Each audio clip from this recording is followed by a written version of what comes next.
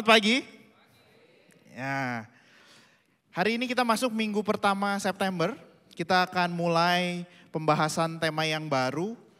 Temanya adalah Thy Kingdom Come Upon My Value. Bagaimana nilai-nilai kerajaan Allah itu semakin hari semakin nyata dalam kehidupan kita. Bagaimana nilai-nilai kehidupan kita juga diselaraskan terus sama kebenaran firman Tuhan berkat kasih karunia. Nah, karena itu hari ini kita akan belajar satu hal bagaimana kehidupan kita terus berprogres. Makanya saya kasih judul hari ini Progressive Living. Gaya hidup yang terus berkembang, gaya hidup yang terus berproses, bermaju, gaya hidup yang terus nggak di sini-sini aja, gitu ya. Saya percaya kita semua pengen punya hidup yang terus berkembang, amin. Kita pengen punya hidup yang terus maju. Enggak 10 tahun yang lalu sama sekarang sama. Sama nanti 10 tahun lagi sama. Kayaknya bukan itu yang kita pengen. Apalagi kalau kita bicara soal aset. Amin. Kita berharap tahun ini 10 tahun lagi aset kita naik terus. Dan kita biasanya kalau itu doanya paling kencang. Gitu ya, biar naik terus dan kita pakai ayat lagi ya. Biar aset kita akan selalu naik dan tidak pernah turun. Gitu ya.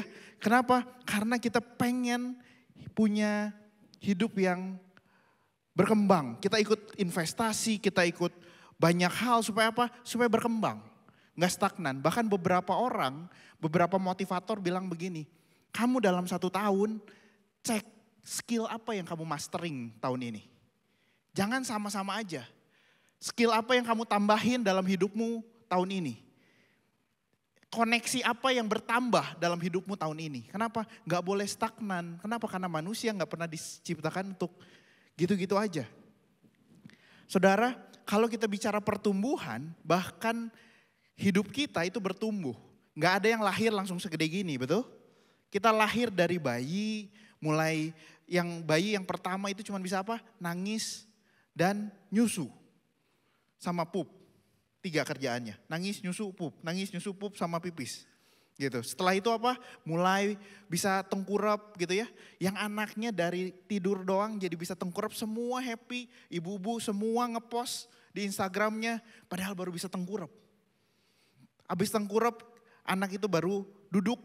Dari duduk belajar berdiri, belajar jalan gitu ya. Dan semua itu berproses, bertumbuh. Kalau saya ingat-ingat kadang-kadang ada waktu-waktu yang saya pikir gini ya. Enak waktu anak-anak itu umurnya 3-6 bulan. Kenapa? Gak banyak mau. Di umur 3-6 bulan dipakein baju apa aja juga terima. Gak ada yang milih, aku gak mau pakai baju yang warna merah. Hari ini aku maunya pakai baju warna biru. Gak ada. Dibawa ke mall hayu, dibawa ke gereja hayu. Gak diajak kemana-mana juga. Gak ada yang bilang aku bosen di rumah. Makin gede, makin banyak keinginannya. Ini pulang dari ibadah biasanya pengen ke bawah lihat-lihat mainan. Belum lagi nanti kamu beli mainannya setahun cuma 4 kali ya. Ada event ini, event ini, event ini. Nggak langsung terima, langsung ngomong apa? Kenapa begitu? Kenapa harus begini? Ayo kita makan nasi, aku nggak mau makan nasi, pengennya makan mie. Diajak makan mie, aku nggak mau makan mie, pengennya makan ayam. Kalau dipikir-pikir pengennya mah anak usia-usia bayi gitu ya. Gak banyak keinginan, dibawa kemana aja hayu. Tapi pertanyaannya gini, waktu saya renungkan, tapi benar gak kamu mau anak kamu usianya 6 bulan terus? Mau gak kita punya anak yang bayi terus? Jawabannya kan enggak ya. Walaupun kita punya memori baik di sana, tapi kita gak mau anak saya bayi terus, gak bisa jalan, gak bisa ngomong terus. Enggak, kenapa? Karena itu gak sehat. Kehidupan yang sehat akan ditandai sama pertumbuhan. Kehidupan yang sehat dilihatnya dari mana? Tumbuhnya baik apa enggak? Makanya seorang pembicara, seorang motivator di Amerika bilang apa? Kalau kamu gak bertumbuh artinya ada masalah dalam diri kamu. Kalau kita gak bertumbuh artinya kalau dia bilang apa? Kamu sedang dying, kamu sedang menuju kematian. Kenapa? Karena ciri dari kehidupan adalah pertumbuhan. Kalau saudara ingat pelajaran kita kelas 3 SD, pelajaran IPA. Ada 7 ciri makhluk hidup. Salah satu cirinya adalah bertumbuh. Kenapa? Karena pertumbuhan dan kehidupan itu identik. Pertumbuhannya bisa macam-macam, iya, tapi gak bisa dibilang saya hidup, tapi gak usah bertumbuh, gak ada yang begitu. Grafik ini biasanya jadi momok buat mama-mama, buat orang tua terutama yang anaknya 5 tahun ke bawah. Grafik apa ini? Ini adalah grafik pertumbuhan berat badan. Kalau saudara baru melahirkan, saudara punya anak balita, saudara dikasih buku imunisasi, biasanya ada grafik ini. Ini menunjukkan apa? Bulan, umur dalam bulan, ke atasnya tuh berat badan. Yang baik itu ada di apa? Di antara orange, di bawah orange, di atas merah. Kalau di bawah merah, itu artinya kurang gizi.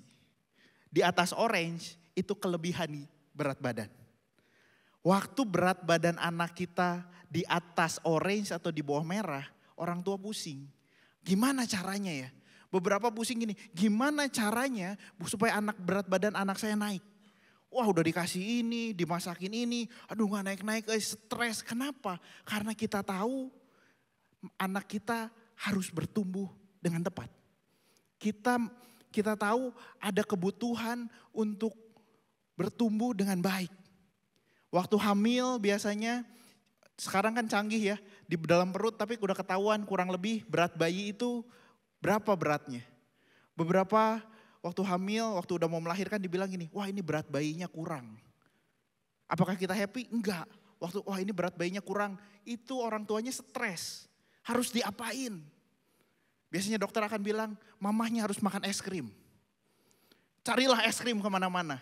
Terus dokternya bilang, es krimnya gak bisa yang murah tapi. Es krimnya harus merek ini. Nah saya gak tahu ya kalau ada dokter nanti tolong jelaskan apakah memang ada hubungannya apa enggak. Atau dokternya ada jualan es krimnya. Kenapa? Harus es krim yang mahal, baru ini. Karena kalau es krim yang murah katanya berat badan mamahnya naik, bayinya enggak. Kok bisa begitu ya, saya kurang ngerti itu. Nah cuman gini, kita sangat memperhatikan bagaimana anak kita bertumbuh. Bahkan sebelum lahir kita cek setiap bulan gimana pertumbuhannya. Dan saudara tahu Tuhan juga concern sama pertumbuhan saudara. Kita anak-anak Allah, amin. Kita anak-anak Allah, katakan saya anak Allah. Tuhan sebagai orang tua kita, sebagai bapak kita concern sama pertumbuhan. Cuman yang bedanya kita lebih concern sama pertumbuhan fisik. Kita concern sama pertumbuhan aset, Tuhan concern sama pertumbuhan rohani. Tuhan lebih concern sama pertumbuhan rohani saudara dibanding sama pertumbuhan aset saudara. Karena itu yang penting. Roma 8 ayat 28 sampai 29 bilang apa? Kita tahu sekarang bahwa Allah turut bekerja dalam segala sesuatu untuk mendatangkan kebaikan bagi mereka yang mengasihi Dia. Yaitu mereka yang terpanggil sesuai dengan rencana Allah. Ayat 29, sebab semua orang yang dipilihnya dari semula, mereka juga ditentukannya dari semula untuk menjadi serupa dengan gambaran anaknya. Supaya ia, anaknya itu yang menjadi yang sulung di antara banyak saudara. Teman-teman waktu kita baca ayat ini kita akan sadar gini. Tuhan akan menggunakan segala sesuatu yang terjadi dalam hidupmu. Tuhan akan memakai segala peristiwa yang kita alami. Untuk apa? Mendatangkan kebaikan. Apa kebaikan di mata Tuhan? Waktu kita jadi serupa dengan Kristus. Apa kebaikan di mata Tuhan? Waktu kita jadi sama dengan Kristus. Jadi Tuhan pakai semuanya supaya kita serupa dengan Kristus. Pertanyaannya apa itu serupa dengan Kristus? Filipi 2 ayat 5 dibilang apa? Hendaklah kamu dalam hidupmu bersama menaruh pikiran dan perasaan yang terdapat dalam Kristus Yesus. Serupa dengan Kristus artinya kita menggunakan pikiran, kita pakai perasaannya Yesus dalam kehidupan sehari-hari. Waktu kita nyetiran, kita marah, kita disalib lalu kita emosi, Tuhan ingetin sabar, ampuni. Tapi kan perasaan kita gak begitu ya. Perasaan kita bilang apa? Jangan. Kalau digituin jadi kurang ajar. Harus disalib balik. Harus dipepet balik. Waktu pasangan kita, waktu orang tua kita, waktu anak kita bikin sesuatu kesalahan. Tuhan bilang apa? Jangan bangkitkan amarah di dalam hati anak-anakmu. Kita dalam hati, tapi Tuhan kalau dia gak dihajar sekarang, dia jadi kurang ajar. Pertanyaan saya, pakai pikiran siapa kita dalam sehari-hari? Pakai perasaan siapa? Pakai perasaannya Kristus? Apa pakai perasaannya kita? Seharusnya waktu kehidupan rohani kita sehat, maka terjadi pertumbuhan rohani. Yang artinya apa? Semakin hari, semakin pikiran Kristus yang kita pakai. Semakin hari, semakin perasaannya Kristus yang kita pakai. Itu yang seharusnya terjadi. Dan pertumbuhan terjadi dari dalam keluar. Pertumbuhan dalam grace, pertumbuhan sebagai murid Kristus bukan pertumbuhan yang ditakut-takutin. Tapi pertumbuhan yang lahir dari dalam. Yohanes 14 ayat 26 bilang apa? Tetapi penghibur yaitu Roh Kudus yang diutus oleh Bapa dalam namaku, dialah yang akan mengajarkan segala sesuatu kepadamu dan akan mengingatkan kamu akan semua yang telah kukatakan kepadamu. Waktu kita percaya, kita sudah punya Roh Kudus di dalam. Makanya waktu kita marah, biasanya ada yang ngingetin, harusnya gak begitu. Minta maaf. Waktu kita mau ambil keputusan, ada yang ngingetin di dalam. Pertimbangan kamu apa? Buat diri sendiri? Buat kota? Waktu kita mau ambil keputusan di bisnis, ada yang ngingetin. Gimana dengan mereka? Kalau kamu beli harga segini, gimana kehidupan mereka? Waktu kita memperlakukan orang yang kerja sama kita, ada yang ngingetin. Anak-anaknya butuh loh. Keluarganya butuh loh.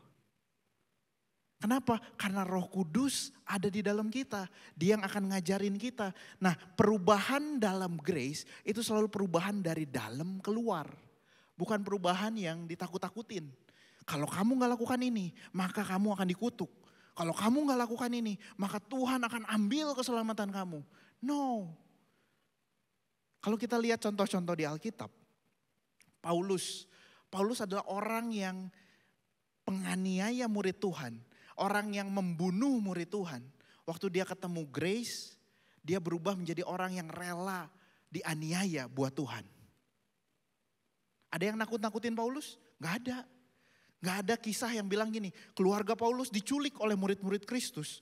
Lalu Paulus ditodong. Kamu sebarkan Injil atau keluargamu saya seret. Enggak. Kenapa dia mau menyebarkan Injil? Karena dia merasakan kasih karunia Tuhan. Next, minggu lalu dari Pastor Ariel kita bicara Naaman. Orang kafir punya penyakit, dia disembuhkan Tuhan. Lalu di akhir cerita itu dia bilang sama Nabi, boleh gak saya mau menyenangkan Tuhan? Saya kerja sih di kerajaan yang kafir, saya harus ngawal raja masuk ke kuil Ramon, saya harus ikut raja bersujud. Tapi sebenarnya saya sekarang pengen nyenengin Tuhan. Saya pengen hidup jadi orang yang menyembah Tuhan. Tuhan ampunin saya gak ya? Gak ada dicatat di Alkitab bahwa Nabi bilang gini, kalau kamu berbuat dosa lagi penyakitnya datang 2 kali lipat. Ada? Gak ada. Kenapa dia lakukan itu? Karena dia dapat grace, karena dia mengalami kasih Tuhan.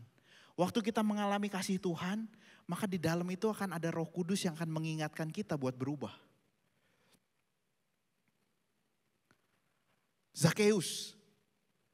Zakheus orang yang tidak terlalu tinggi, maka waktu ada Yesus lewat, dia gak bisa lewat kerumunan, gak bisa lihat.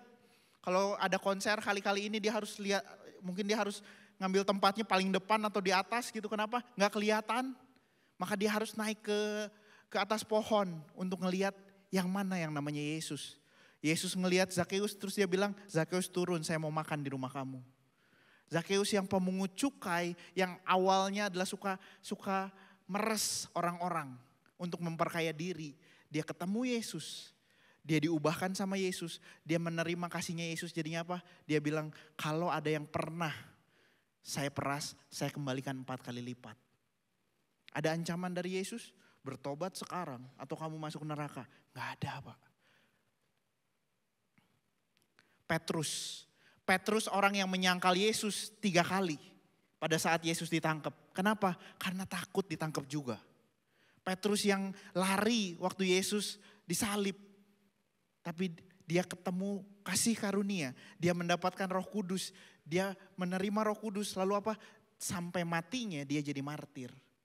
Sekali lagi, ada yang nakut-nakutin, ada yang mengiming-iming, enggak. Ini semua pertumbuhan yang dari dalam keluar. Waktu kita terima Tuhan, Roh Kudus menghidupkan kembali rohani kita. Dan tadi ingat bahwa kehidupan identik dengan pertumbuhan. Cek, kenapa ya? Saya kok nggak pengen bertumbuh. Saya cuma bilang gini, berdoa sama Tuhan, jangan-jangan kita belum terima kasih karunia. Karena orang yang menerima kasih karunia nggak bisa tahan untuk nggak menyebarkan kasih Tuhan sama orang lain. Tapi pertanyaannya, memang tidak semua orang yang percaya bertumbuh. Jadi kalau tadi bilang, kan ada Roh Kudus dalam, iya, tapi nggak semua orang percaya bertumbuh. Alkitab mencatat, 1 Korintus 3 ayat 1-2 dibilang apa? Dan aku saudara-saudara pada waktu itu tidak dapat berbicara dengan kamu seperti dengan manusia rohani. Tetapi hanya dengan manusia duniawi yang belum dewasa dalam Kristus. Susulah yang kuberikan kepadamu, bukan makanan keras, sebab kamu belum dapat menerimanya.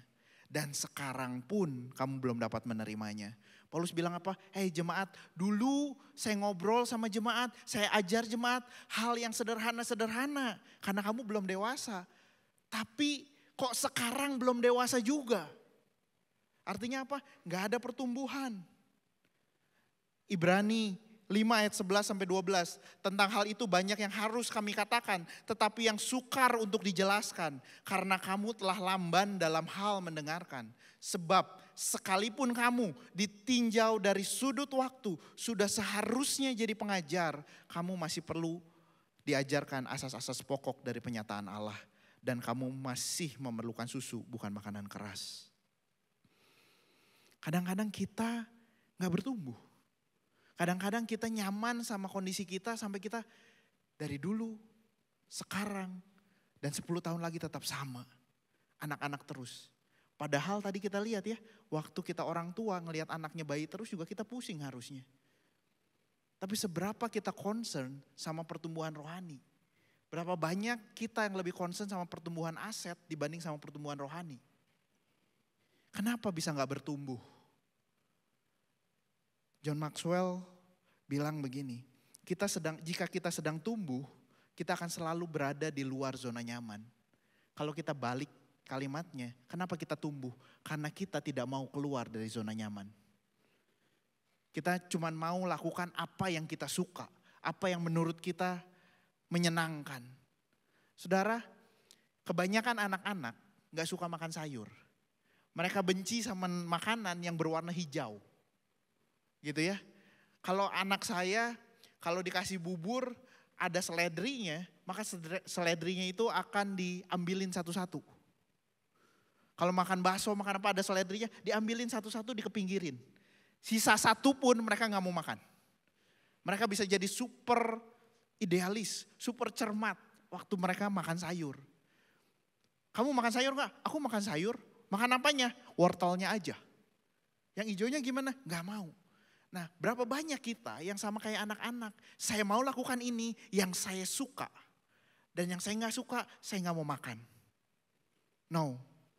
Padahal sebagai orang dewasa kita tahu makan sayur itu sehat. Betul? Dan anak-anak termasuk kita orang dewasa perlu makan serat yang ada di sayur. Tapi anak-anak kadang-kadang gak mau.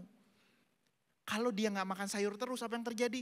Dia tubuhnya akan sakit. Lalu pertumbuhannya terhambat. Nah ini juga yang terjadi sama bangsa Israel. Kalau kita lihat di Ulangan 8, Ulangan 8 itu adalah nasihat Musa untuk bangsa Israel yang akan masuk ke Kanaan. Bangsa Israel suatu kali dijajah di Mesir selama ratusan tahun. Lalu datanglah firman Tuhan sama Musa, keluarin bangsa ini dari Mesir. Karena apa? Masuk lagi tanah perjanjian. Bangsa Israel dipimpin Tuhan untuk muter-muter di padang gurun selama 40 tahun. Nah setelah mau masuk, Musa kasih nasihat ini untuk bangsa Israel. Ulangan 8 ayat 1. Segenap perintah yang kusampaikan kepadamu hari ini haruslah kamu lakukan dengan setia. supaya kamu hidup dan bertambah banyak. Dan kamu memasuki serta menduduki negeri yang dijanjikan Tuhan dengan sumpah kepada nenek moyangmu. Ayat 2. Ingatlah kepada seluruh perjalanan yang kau lakukan atas kehendak Tuhan Allahmu. Tuhan yang menghendaki mereka muter-muter di padang gurun. Di padang gurun selama 40 tahun ini dengan maksud merendahkan hatimu dan mencobai engkau untuk mengetahui apa yang ada di dalam hatimu, yakni apakah engkau berpegang pada perintahnya atau tidak. Saudara, Tuhan pimpin bangsa Israel 40 tahun di padang gurun untuk satu hal. Apa itu? Merendahkan hati bangsa Israel. Kenapa? Karena Tuhan tahu tanpa ini mereka gak bisa bertumbuh.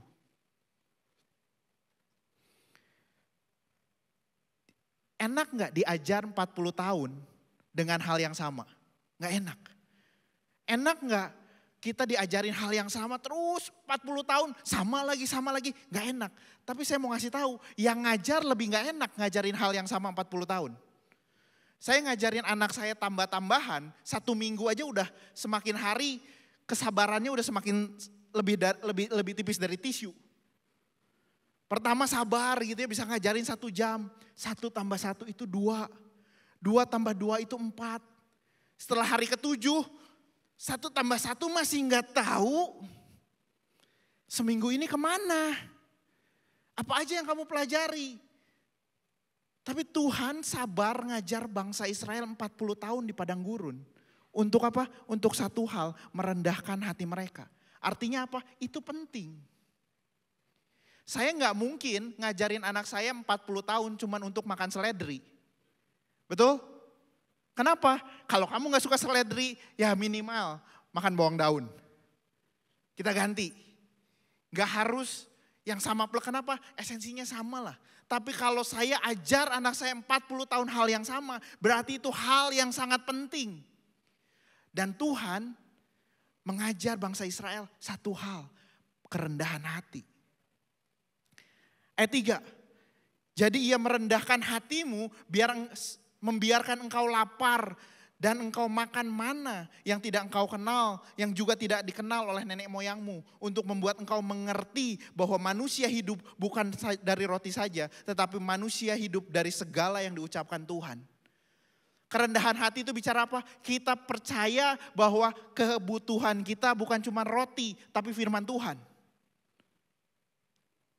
Ayat 4, pakaianmu tidak jadi buruk di tubuhmu dan kakimu tidak menjadi bengkak selama 40 tahun.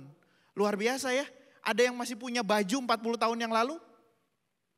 Gak ada. Kenapa? Saya kemarin hitung sama istri saya ya, baju apa yang terlama yang ada di lemari. Kelihatannya masih ada baju yang saya beli 20 tahun yang lalu. Tapi dulu dipakai jalan-jalan, hari ini dipakai tidur. Karena baju tidur tuh makin lama umur baju Anda semakin nyaman dipakai tidur. Karena semakin tipis, semakin lepek gitu ya. Semakin nyaman dipakai tidur. Tuhan bilang apa? Bangsa Israel 40 tahun bajunya gak jadi jelek. Kakinya gak jadi bengkak. Bicara apa? Mungkin 40 tahun itu bicara 40 tahun yang sulit. 40 tahun yang menyengsarakan. Tapi penyediaan Tuhan tidak pernah kurang. Saya gak tahu, mungkin saudara sedang diproses sama Tuhan. Kehidupannya sulit, kehidupannya banyak penderitaan. Tapi saya mau bilang, penyediaan Tuhan tidak pernah kurang buat hidup kita. Tuhan tidak pernah salah menyediakan kebutuhan kita. Maka haruslah engkau insaf bahwa Tuhan Allahmu mengajar engkau seperti seorang mengajari anaknya. Ayat 6, oleh sebab itu haruslah engkau berpegang pada perintah Tuhan Allahmu dengan hidup menurut jalan yang ditunjukkannya dan dengan takut akan Dia. Kenapa rendah hati itu jadi penting? Karena masalah kita, zona nyaman kita ada di ayat 14. Dibilang apa? Janganlah engkau tinggi hati sehingga engkau melupakan Tuhan Allahmu. Yang membawa engkau keluar dari tanah Mesir, dari rumah perbudakan. Ayat 17, maka janganlah kau katakan dalam hatimu, kekuasaanku dan kekuatan tanganku lah yang membuat aku memperoleh kekayaan ini. Ini yang kita banget Pak. Ini yang bikin kita gak bisa bertumbuh. Kenapa? Karena kita ngeklaim, kenapa saya ada di sini? Karena saya yang latihan. Kenapa saya sekarang di posisi yang sekarang? Karena kepintaran saya, kekuatan saya, tangan saya yang bikin saya punya ini. Efeknya apa? Waktu saya punya masalah, yang kita andelin siapa? Pikiran saya. Waktu kita ngadepin sesuatu, waktu kita mau ambil keputusan, doa dulu, apa mikir dulu? Doa dulu, apa nge-WA kenalan dulu? Berapa banyak kita, berapa sering termasuk saya, yang kita mikir dulu, berdoanya nanti. Kita andelin dulu kekuatan sendiri, andelin kekuatan Tuhannya nanti. Kalau apa? Kalau semuanya udah mentok. Kalau udah merah sekali, udah gak ada harapan, baru kita bilang Tuhan tolong. Padahal dalam hati kita, gue lebih pintar dari Tuhan. Kenapa? Karena kita merasa lebih hebat dari Tuhan. Karena kita merasa lebih pintar dari Tuhan. Karena kita merasa lebih bijaksana dibanding Tuhan. Dan sikap hati seperti ini, itu akan jadi hambatan buat pertumbuhan rohani. Kenapa? Bertumbuh menggunakan pikiran Kristus dan menggunakan perasaan Kristus. Tinggi hati menggunakan pikiran saya dan menggunakan perasaan saya. Makanya Musa di bagian akhir dia ingetin, tetapi haruslah engkau ingat kepada Tuhan Allahmu, sebab dialah yang memberikan kepadamu kekuatan untuk memperoleh kekayaan. Dengan maksud meneguhkan perjanjian yang diikrarkannya dengan sumpah kepada nenek moyangmu yang seperti yang sekarang ini. Saudara, kalau kita mau bertumbuh, punyain rendah hati. Bukan tinggi hati. Tinggi hati bicara, gua bisa, saya yang atur. Tuhan tenang aja di surga. Di sini saya yang atur. No, terus harus gimana rendah hati? Dari mana kita belajar rendah hati? Kita harus belajarnya dari Yesus. Yesus bukan orang yang suka ngeklaim dirinya ini itu. Yesus gak ngeklaim saya paling berkuasa, saya paling ini. Enggak. Beberapa karakter yang Yesus klaim salah satunya adalah rendah hati. Matius 11 ayat 29 dibilang apa? Pikulah kuk yang kupasang dan belajarlah padaku karena aku lemah lembut dan rendah hati. Dan jiwamu akan mendapat ketenangan. Jadi kalau kita mau belajar teladan siapa? Teladan Yesus. Filipi 2 ayat 5-8 bilang apa? Hendaklah kamu menaruh dalam hidupmu bersama. Menaruh pikiran dan perasaan juga yang terdapat dalam Kristus Yesus. Yang walaupun dalam rupa Allah tidak menganggap kesetaraan dengan Allah itu sebagai milik yang harus dipertahankan. Melainkan telah mengosongkan dirinya sendiri dan mengambil rupa seorang hamba dan menjadi sama dengan manusia. Ayat 8, dan dalam keadaan sebagai manusia ia telah merendahkan dirinya dan taat sampai mati, bahkan sampai mati di kayu salib. Kata merendahkan diri sama kata yang di Matius, aku rendah hati pakai kata yang sama. Tapeinos, yang artinya apa? Bergantung pada Tuhan lebih dari bergantung pada diri sendiri. Bergantung pada Tuhan daripada bergantung pada diri sendiri. Rendah hati itu bicara soal kita yang mau bergantung sama Tuhan. Di mana Yesus tunjukkan? Sesaat sebelum dia ditangkap dan disalib, Yesus bersama murid-muridnya berdoa. Matius 26 ayat 39 dia bilang apa? Maka ia maju sedikit lalu sujud dan berdoa katanya, ya Bapakku, jikalau sekiranya mungkin, biarlah cawan ini lalu daripadaku. Tetapi jangan seperti yang kukehendaki, melainkan seperti yang kau kehendaki. Yesus mau bilang gini, Tuhan, Bapak, kalau boleh jangan semenderita itu dong. Kalau boleh jangan disalib dong. Matinya lewat cara lain kalau boleh. Kalau boleh jangan sampai diludahi dong. Kalau boleh jangan dicambuk begitu rupa dong. Tapi dia mau bilang apa?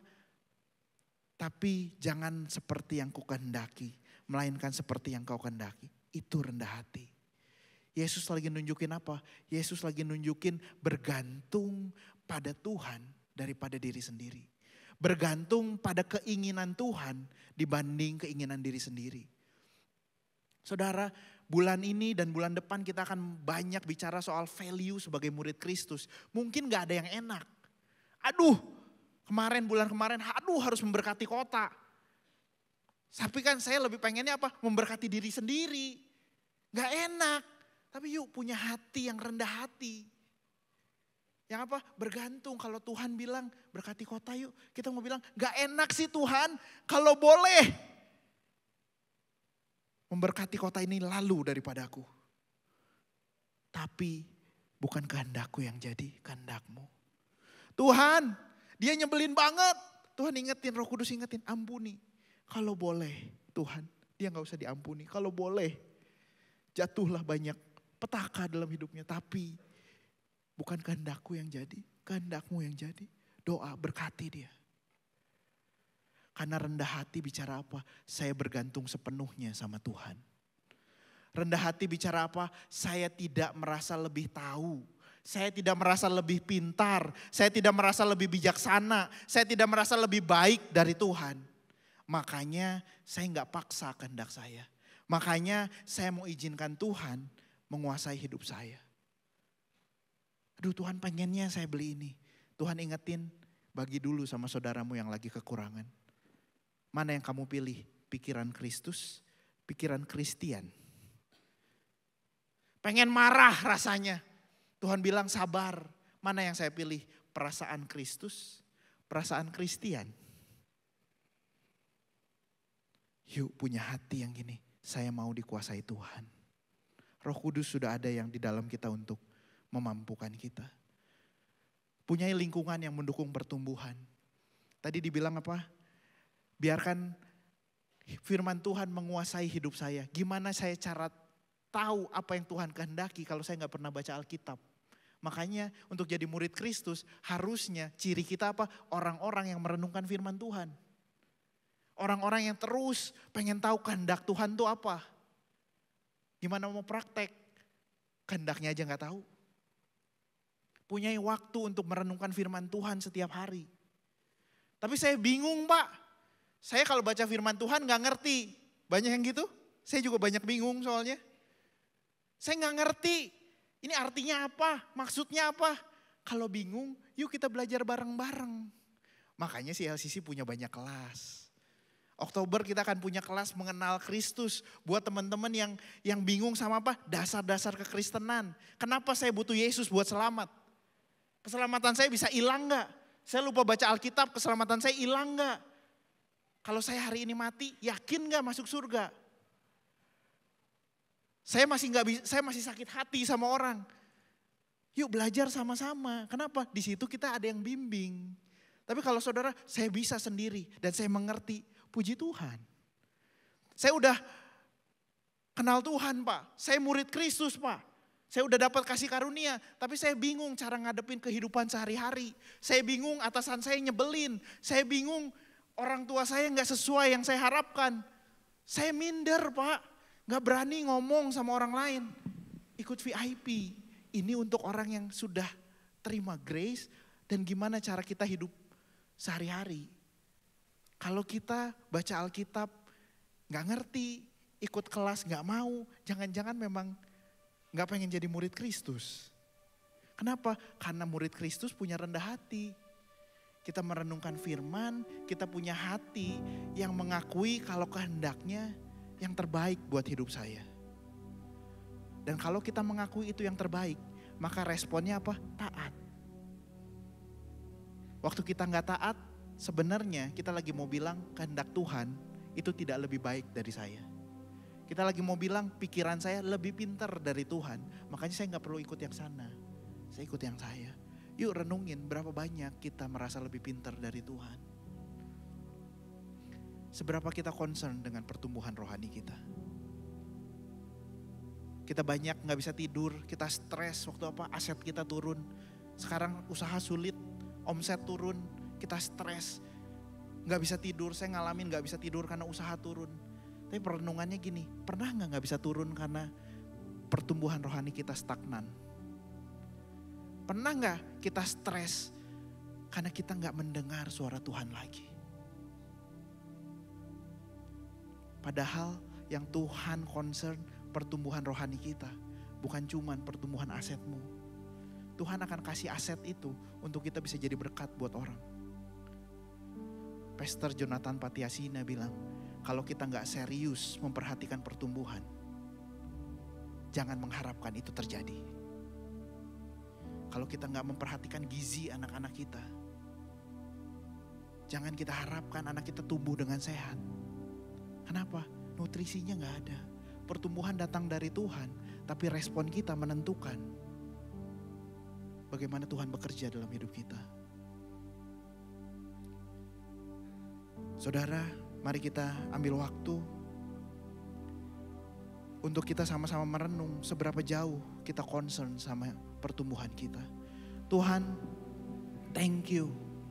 Kalau firman-Mu hari ini menyadarkan kami bahwa concern Tuhan adalah pertumbuhan rohani kami.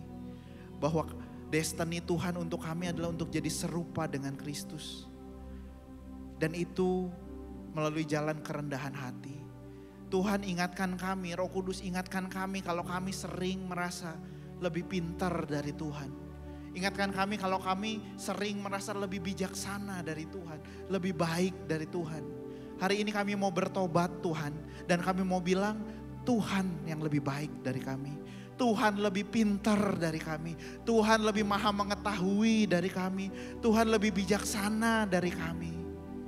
Dan kami mau ikut apa yang jadi kehendak Tuhan. Roh Kudus ajar kami untuk terus merenungkan firman. Punya hati yang rendah hati. Dan kami mau taat sama Tuhan. Terima kasih Tuhan. Kami serahkan hidup kami selanjutnya. Yang artinya kami mau nurut sama Tuhan dalam kehidupan kami. Dalam masa-masa selanjutnya. Ke dalam tangan Tuhan. Terima kasih Tuhan. Dalam nama Yesus kami telah berdoa dan bersyukur. Amin.